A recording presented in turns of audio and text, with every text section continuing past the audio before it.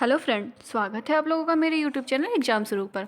अगर आप सीटेट की तैयारी कर रहे हैं तो ये वीडियो आपके लिए बहुत इंपॉर्टेंट है। जैसा कि आपको पता है, सीटेट का जो आपका एग्ज़ाम है वो आपका 21 जनवरी को है, यानी 21 जनवरी 2024 को आपका एग्ज़ाम होने वाला है।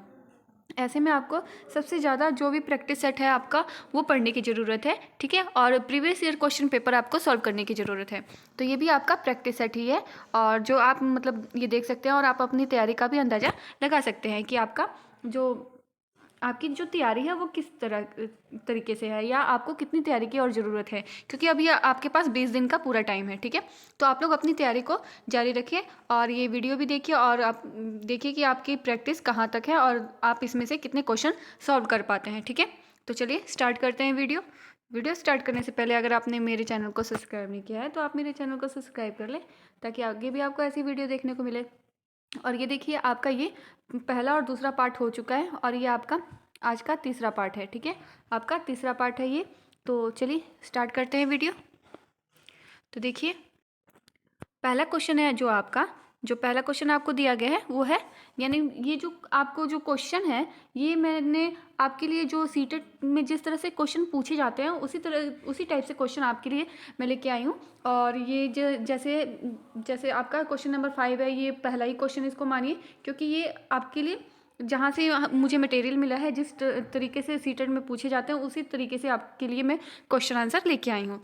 तो देखिए, पहला क्वेश्चन जो है, तो पांडुलिपियों के संदर्भ में निम्नलिखित में से कौन सा कथन सही नहीं है, यानी सही कथन सही नहीं है। पांडुलिपियों के संदर्भ में निम्नलिखित में से कौन सा कथन सही नहीं है। तो देखिए, ऑप्शन नंबर ए है आपका, अतीत में हाथ से लिखी गई पुस्तकें पांडुलिपि कहलाती हैं, ठीक है।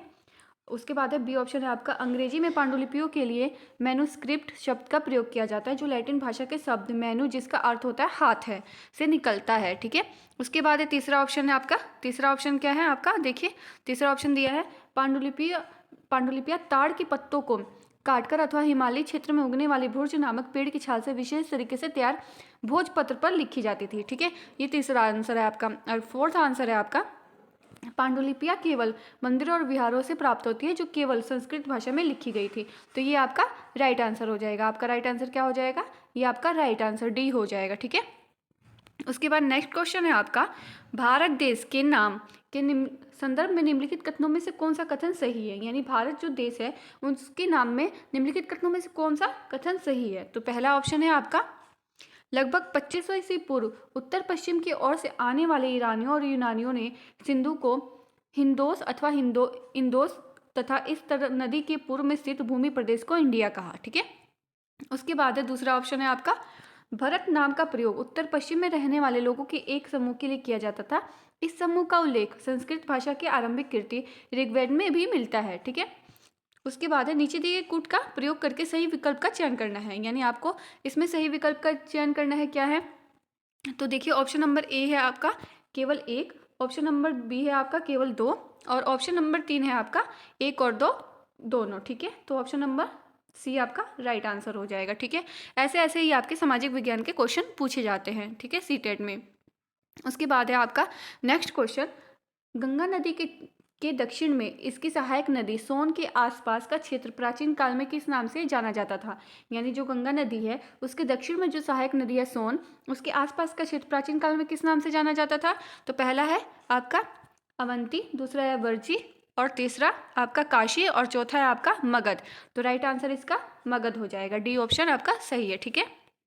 उसके बाद है आपका, भारतीय उपमहाद्वीप के संदर्भ में निम्नलिखित कथनों पर विचार करना है, यानी भारतीय जो उपमहाद्वीप है उसके संदर्भ में कथनों पर विचार करना है। तो ठीक है, पहला आपका कथन है, आरंभिक नगरों का विकास सिंधु व उसकी सहायक नदियों के किनारे हुआ था, ठीक है। दूसरा है आपका, गंगा एवं उसकी सहायक नदियों के किनारे नगरों का विकास लगभग 5000 वर्ष पूर्व हुआ था। उपयुक्त कथनों में से कौन सा कथन सही है। अब यहाँ पे आपको कथन कौन सा सही है ये बताना है, तो केवल एक पहला, यानी पहला यह ऑप्शन आपका सही है, ठीक है। पहला ऑप्शन क्या है, तो देखिए, आरंभिक नगरों का विकास सिंधु व उसकी सहायक नदियों के किनारे में हुआ था, ठीक है। उसके बाद नेक्स्ट क्वेश्चन है आपका, गेहूं और जौ के फसलों के संदर्भ में निम्नलिखित कथनों पर विचार करना है, यानी गेहूं और जौ की फसलें थी उसके बारे में हमें कथनों पर विचार करना है, ठीक है। पहला है आपका कथन, मनुष्यों द्वारा सर्वप्रथम इन्हीं फसलों को उपजाने की शुरुआत की गई थी, ठीक है। दूसरा है आपका, इस इन फसलों के उपजाने का क्षेत्र हिमालय और विंध्य की पहाड़ियाँ होती थी। ठीक है, अब उसके बाद है उपयुक्त कथनों में से कौन सा कथन सही है। इसमें से आपका कौन सा कथन सही है ये बताना है। तो राइट आंसर केवल एक हो जाएगा, यानी ए ऑप्शन क्या है आपका। ए कथन क्या है, पहला कथन, तो मनुष्यों द्वारा सर्वप्रथम इन्हीं फसलों को उपजाने की शुरुआत की गई थी। ठीक है, उसके बाद है आपका नेक्स्ट क्वेश्चन, भारत में शतुर्मुर्ग के साक्ष्यों के संदर्भ में निम्नलिखित कथनों पर विचार करना है। यानी शतुर्मुर्ग के जो साक्ष्य मिले हैं उसके कथन पर विचार करना है। पहला है आपका, भारत में शतुर्मुर्ग के होने के प्राचीनतम प्रमाण नवपाषाण युग से प्राप्त हुए हैं। ठीक है, उसके बाद है आंध्र प्रदेश के पटने नामक पुरास्थल से शतुर्मुर्ग के अंडों के अवशेष मिले हैं। तीसरा आपका, प्रागैतिहासिक काल में शतुर्मुर्गों के अंडों के छिलकों पर चित्रांकन और इनसे मन के बनाए जाने के प्रमाण मिले हैं। उपयुक्त कथनों में से कौन सा कथन सही है यहाँ पे बताना है आपको। तो देखिए राइट आंसर आपका केवल 3 हो जाएगा। ठीक है, राइट आंसर तीसरा कथन हो जाएगा। तीसरा कथन क्या है आपका, प्रागैतिहासिक काल में शतुर्मुर्ग के अंडों के छिलकों पर चित्रांकन और इससे मन के बनाए जाने के प्रमाण मिले हैं। ठीक है, उसके बाद है आपका नेक्स्ट क्वेश्चन, हुसंगी के संदर्भ में निम्नलिखित कथनों पर विचार करना है। ठीक है, हुसंगी क्या है, तो हुसंगी से पुरापाषाण युग के कई साक्ष्य प्राप्त हुए हैं।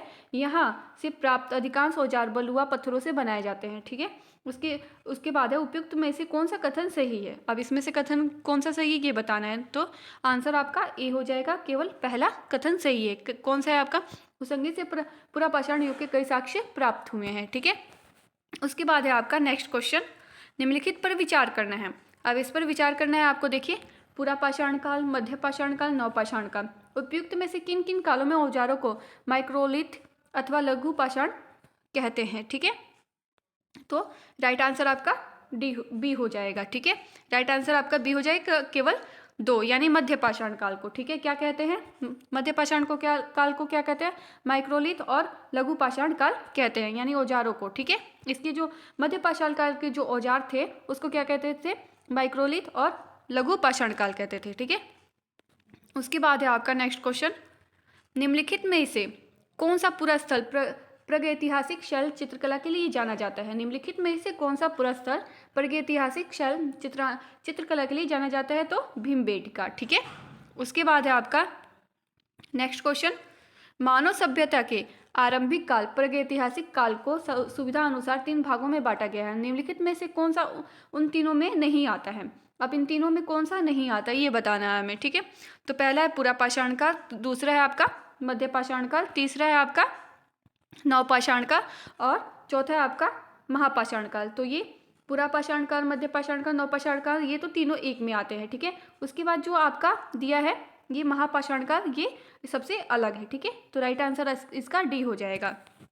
उसके बाद नेक्स्ट क्वेश्चन है आपका, नेक्स्ट क्वेश्चन देखिए, नेक्स्ट क्वेश्चन जो है आपका वो दिया गया है कि निम्नलिखित में से राख के साक्ष्य किस पुरापाषाणिक स्थल से प्राप्त हुए हैं। यानी पुरापाषाणिक काल से कहाँ से आपको राख के साक्ष्य मिले हैं। ठीक है, तो कौन सा है आपका राइट आंसर, कुरनूल गुफा से। क्या है आपका, कुरनूल गुफा से राख के साक्ष्य मिले हैं। ठीक है, उसके बाद है आपका, उसके बाद जो है आपका क्वेश्चन नंबर, नेक्स्ट क्वेश्चन है आपका, अभिलेखों के संदर्भ में निम्नलिखित कथनों पर विचार कीजिए। अभिलेखों के संदर्भ में निम्नलिखित कथनों पर विचार करना है। पहला कथन है आपका, ऐसे लेख जो केवल पत्थरों पर उत्कीर्ण किए जाते हैं अभिलेख कहलाते हैं। ठीक है, दूसरा आपका, कभी कभी शासक अथवा अन्य लोग अपने आदेशों को इस तरह उत्कीर्ण करवाते थे ताकि लोग उन्हें देख व पढ़ सके तथा उनका पालन कर सके। ठीक है, उसके बाद है उपयुक्त कथनों में से कौन सा कथन सही है। अब इसमें से कथन कौन सा सही है ये बताना है हमें। तो राइट आंसर आपका केवल बी हो जाएगा, यानी दूसरा कथन आपका सही है। तो दूसरा कथन क्या है आपका, कभी कभी शासक अथवा अन्य लोग अपने आदेशों को इस तरह उत्कीर्ण करवाते थे ताकि लोग उन्हें देख व पढ़ सके तथा उनका पालन कर सके। ठीक है, उसके बाद है आपका नेक्स्ट क्वेश्चन, पुरापाषाण कालीन यानी पुरापाषाण कालीन पाषाण औजारों के निर्माण के संदर्भ में निम्नलिखित कथनों पर विचार करना है। ठीक है, तो पहला कथन है आपका, पत्थर के इन औजारों के बनाए जाने का स्थान उद्योग स्थल यानी फैक्ट्री साइट्स कहलाता था। दूसरा आपका, पत्थर के इन औजारों के निर्माण में प्रयोग की जाने वाली तकनीक को दबाव शल्क तकनीक कहा जाता था। ठीक है, उसके बाद उपयुक्त कथनों में से कथन सही का चुनाव करना है, कथनों का चुनाव करना है। ठीक है, सही कथन का, तो राइट आंसर आपका हो जाएगा ए और बी दोनों। ठीक है, यानी ऑप्शन नंबर सी आपका राइट हो जाएगा। उसके बाद है आपका, निम्नलिखित पुरास्थलों में से किस स्थान से मनुष्य के आखेटक खाद्य संग्राहक होने के प्रमाण मिले हैं? तो किस स्थान से मिले हैं? तो इसका राइट आंसर आपका चिरांद हो जाएगा, यानी राइट आंसर आपका सी हो जाएगा, चिरांद। ठीक है, उसके बाद यहाँ पे आपका ये भी आपका यहाँ क्वेश्चन आंसर कंप्लीट हुआ। नेक्स्ट पार्ट में आपको और क्वेश्चन करवाए जाएंगे जो भी आपके इंपॉर्टेंट क्वेश्चन होंगे। ठीक है, अगर आपको मेरी ये वीडियो पसंद आए तो लाइक, शेयर, कमेंट और सब्सक्राइब करना ना भूलें। Thanks for watching.